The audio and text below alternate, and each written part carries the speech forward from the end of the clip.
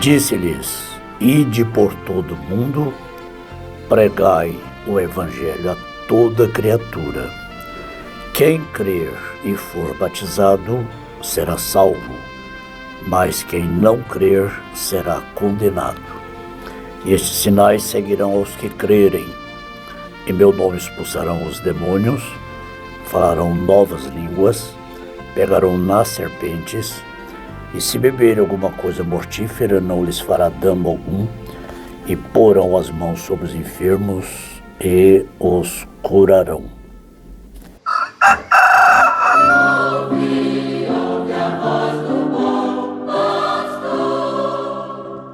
Na manhã da vida, sob o lindo céu, ouve a voz do bom pastor. Quando as flores trazem orvalhado véu, ouve a voz do bom pastor. Muito bom dia, meus amados e queridos irmãos. É sempre com gratidão que cada vez que a gente senta aqui, nesse estúdio, a gente senta com uma grande gratidão por Deus ter nos permitido estar aqui mais uma vez, ter nos dado vida, saúde, todas as condições necessárias para estarmos juntos todos os dias. Queremos avisar a igreja aqui em Anápolis que amanhã temos as eleições municipais e teremos a Santa Ceia às 17 horas. Mas não vamos alterar a nossa rotina, os nossos trabalhos de todos os domingos. Teremos a escola dominical, porém, quem precisar de ir até a sua zona eleitoral na parte da manhã, vá com boa consciência para poder estar à tarde na Santa Ceia. É uma eleição bem rápida, né? E, portanto, muitos podem, muitos vão cumprir este dever cívico, que todos devem cumprir, no intervalo entre a escola e o culto da tarde. Mas para muitos, às vezes, aperta, né? Para estar às 5 horas. Então, quem desejar ir, cumprir com esse dever na parte da manhã, faça isso com boa consciência, mas vamos ter normalmente a escola dominical. Como disse, nós cumprimos o nosso dever cívico, nós não fazemos política, eu não indico nenhum candidato, né? A igreja nem mesmo sabe, né, em quem eu vou votar. Mas é dever que todos votem, aquele voto consciente e sem nenhuma política, né? Nós não fazemos política. Mas tudo bem, portanto amanhã teremos a nossa escola dominical e o culto às 5 horas da tarde. Nós lemos em São Marcos, no capítulo 16, versículos 15 ao 18. Na mensagem Demonologia, expulsando demônios, o profeta do Senhor conta uma história verídica de um rapaz, não muito tempo atrás, foi para um certo seminário para aprender um punhado de coisas que ele não devia ter aprendido. Então sua mãe ficou doente. Um de seus vizinhos pertencia a uma igreja do Evangelho completo. Eles trouxeram o pastor em casa e disse: deixe-me trazer nosso pastor até aqui para orar por você. Ele é um homem bom e justo e ele crê em Deus, então deixe-o vir e orar por você. Então ela disse: certo. O médico não podia fazer nada por ela. Já havia feito tudo. Mas chegou aquele momento em que o médico disse: nada mais pode ser feito. Então o jovem chegou lá, o jovem pastor, e orou por aquela mulher de idade já avançada. e colocou suas mãos sobre ela, de acordo com São Marcos 16. E porão as mãos sobre os enfermos e os curarão. Ele fez isso de acordo com as Escrituras. Ele veio e colocou suas mãos sobre a mulher. Em poucos dias ela estava de pé e fazendo seu trabalho perfeitamente. Quando seu filho voltou para casa do colégio, então ele estava alegre. Vocês sabem, ele viu sua mãe tão alegre. Disse: como passou a senhora, mamãe? Ela disse: ótimo. Oh, filho, eu esqueci de lhe contar algo. Disse: enquanto você estava fora estes 4 anos, eu fiquei doente. E você sabe, a senhora fulano e fulano aqui perto, pertence àquela igreja do Evangelho Completo. Seu pastor veio, colocou as mãos sobre mim, de acordo com Marcos 16, e eu fiquei boa. Os médicos não puderam fazer nada por mim quando eu estava com aquela enfermidade.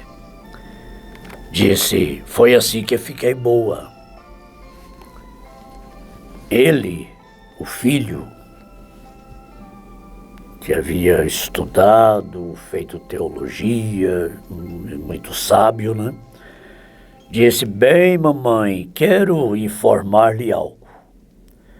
Disse: naturalmente, lá no colégio, aprendemos isto.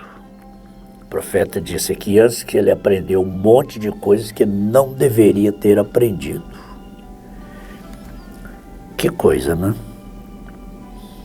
Então esse jovem teólogo disse para sua mãe: eu desejo informar para a senhora. A senhora diz que esse pastor leu Marcos 16 e orou e a senhora ficou boa. Mas a senhora sabia que Marcos 16 nem é inspirado?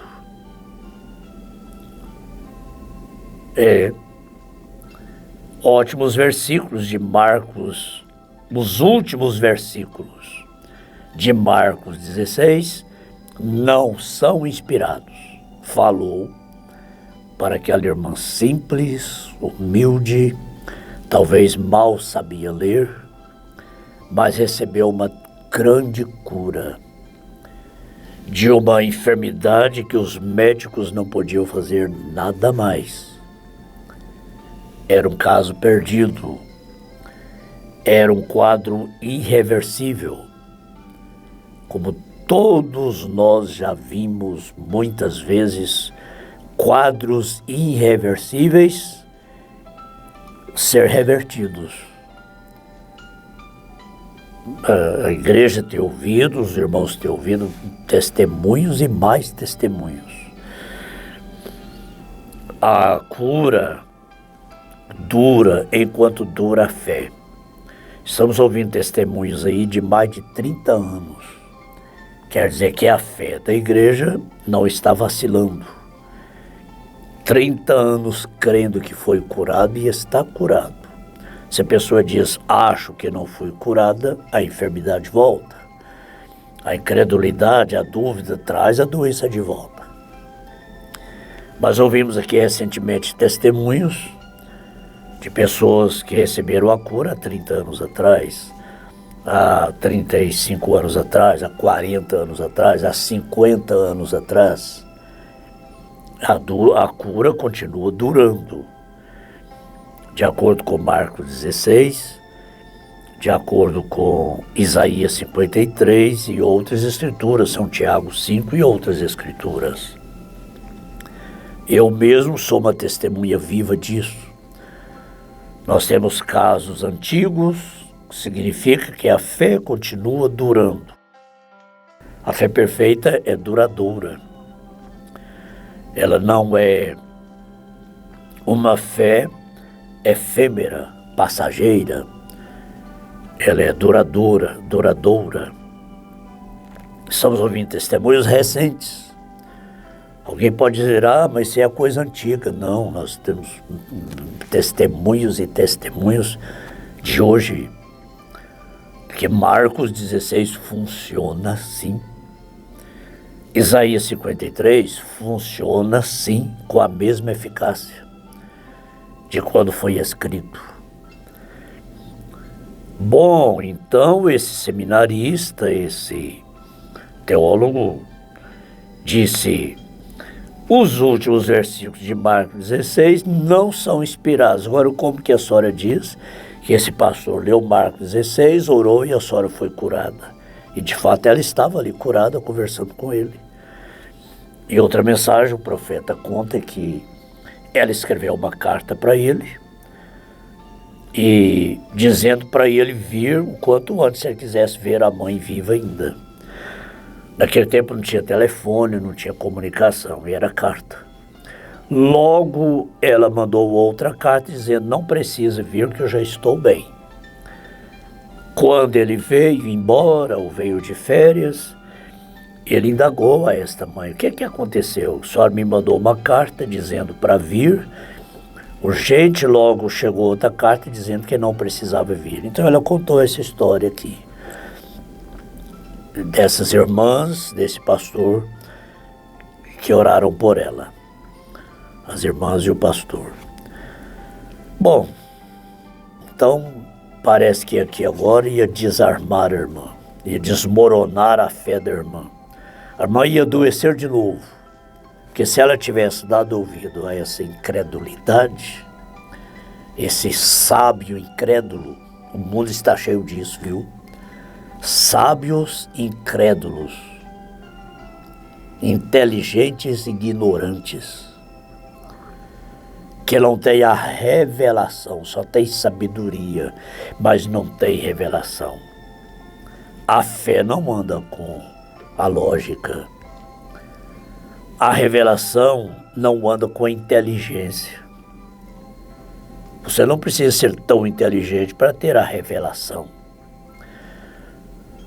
Mas aqui estava a inteligência, a lógica confrontando com a fé. Aquela fé preciosa daquela senhora anciã que recebera essa grande cura, esse grande milagre. Será que a fé dela desmoronou? Não, Senhor. Sabe o que ela disse? Isso é maravilhoso, irmãos. Que nem lógica, não. Olha o que ela disse. Ele ainda disse, os últimos versículos de Marcos 16 não são inspirados. Aquilo foi colocado lá pelo Vaticano. Lógica, né? História. Lógica, história. Prova. Ele ainda disse, não há história alguma que diz que aquela palavra lá é inspirada. Que coisa, hein? Irmãos, ou a Bíblia ou toda a Bíblia é a palavra de Deus, ou então não é nada, ou então não é a palavra de Deus. Para ela ser toda a palavra de Deus, não pode haver uma escritura nela que não seja inspirada. Não pode haver. Se houvesse uma escritura não inspirada, nós podíamos fechar essa Bíblia e deixar. Esse homem aqui entrou em confronto consigo próprio, né? E a pequena mulher diz que não conhecia a história, nunca foi naquele seminário, como eu mesmo nunca passei na porta de um seminário teológico.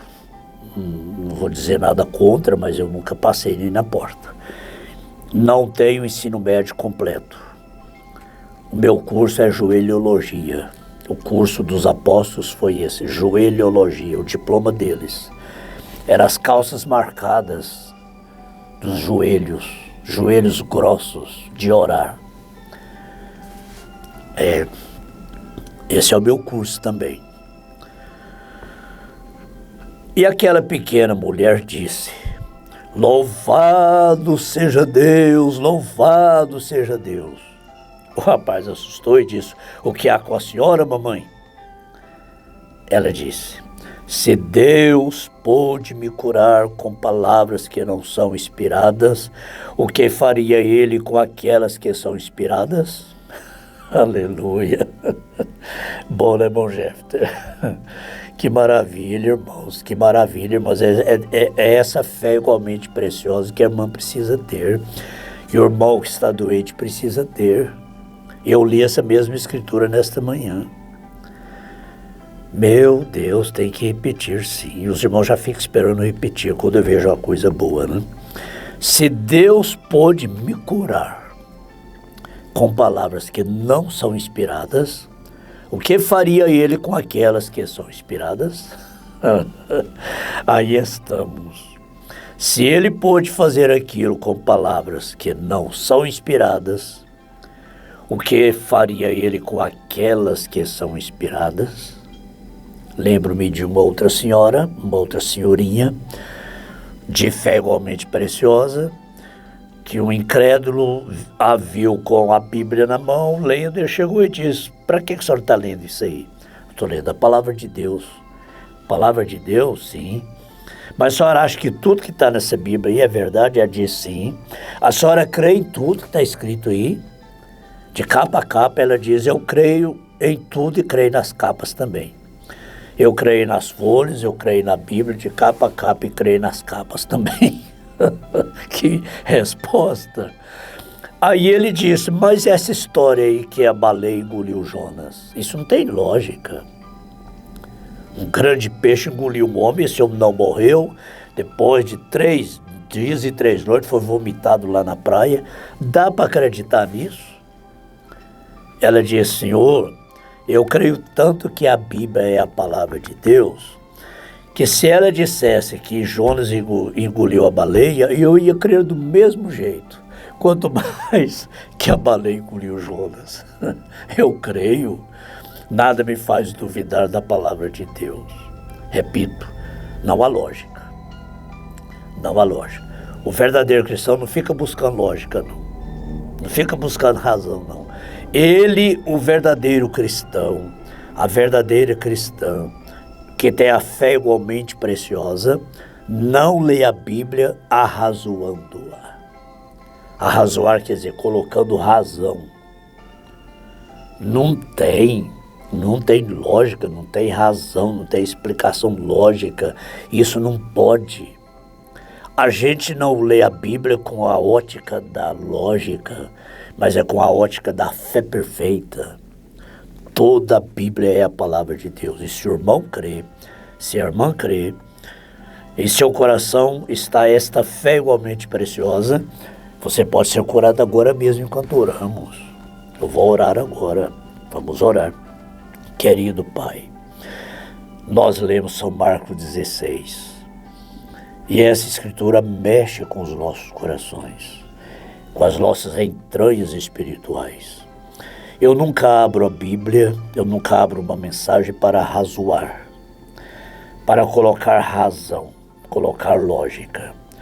Eu leio como está escrito e creio como está escrito. Ó Deus, durante esses longos anos, através deste pequeno ministério, quantos milagres eu tenho visto acontecer.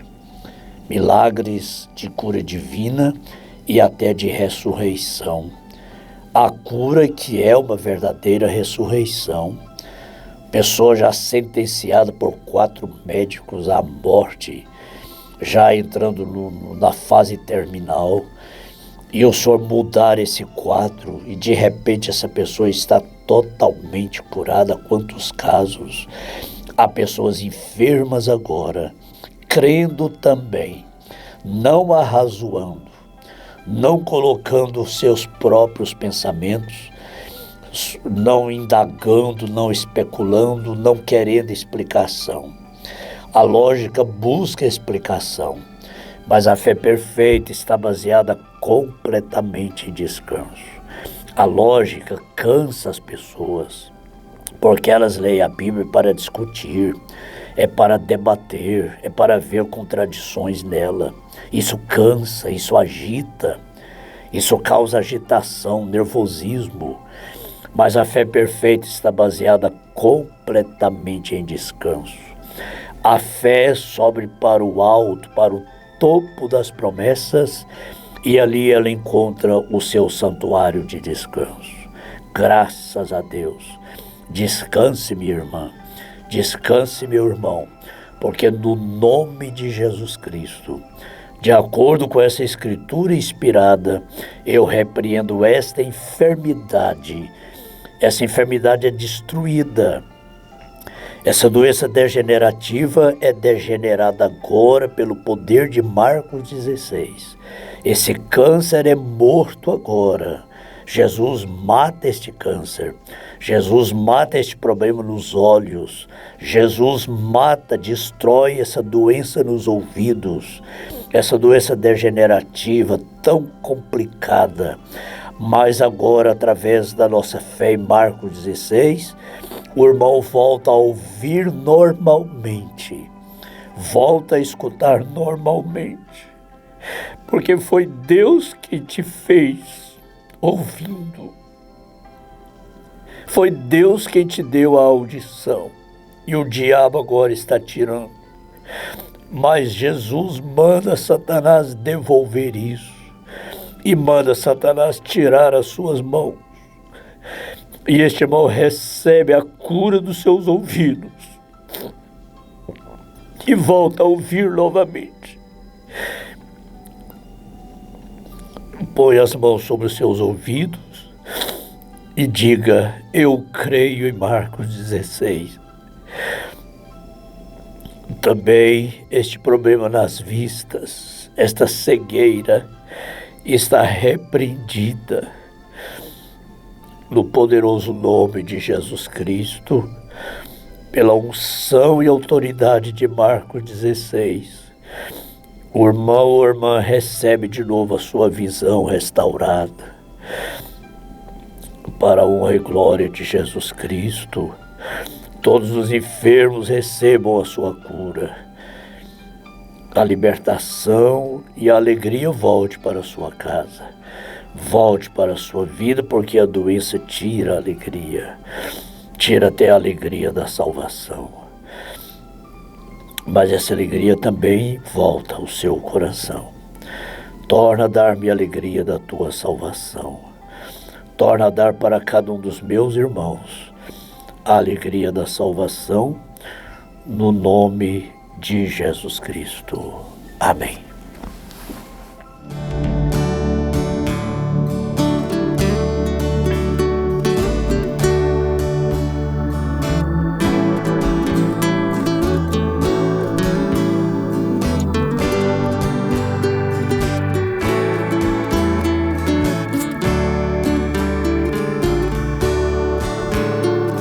Diante da tua presença, Senhor,